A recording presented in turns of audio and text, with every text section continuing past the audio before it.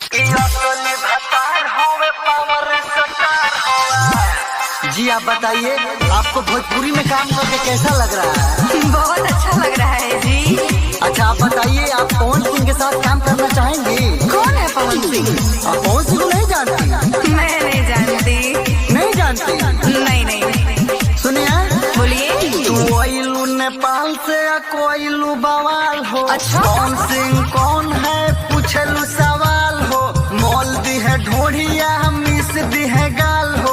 गोली नहीं डाल तो हटटू वाली माल हो। खेसारी जी की फैन हूँ, पवन सिंह कौन है? मैं खेसारी लाल के अलावा किसी को नहीं जानती जी। असली भतार होवे, पावर स्टार होवे, पूरा वर्ल्ड में लॉलीपॉप हिट बा। तू कोयलू नेपाल से कोयलू बवाल हो। पवन सिंह कौन है पूछलू सवाल हो। मोल दी है ढोढ़िया मिस दी है गाल हो। गोली नहीं डाल तो हटटू वाली माल हो। खेसारी जी की फैन हूँ, पवन सिंह कौन है? मैं पवन सिंह को नहीं जानती जी। असली भतार हमें पावर स्टार हमें पता नहीं। पता चल जाएगा।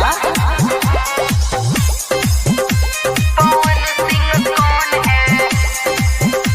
पवन सिंह कौन है? असली भतार हमें पावर स्टार। सज धज के बनी उनके ला तैयार, आके मजा ली है खाली ट्रेंडिंग स्टार। छोटो बुझे पास तोर खास दी है हो। अच्छा? आरा वाला भीतर धास दी है हो। खेसारी जी की फैन हूँ, पवन सिंह कौन है? ऐसा भोजपुरी में केहू नहीं के जे नहीं के जाना। असली भतार हमें पावर स्टार।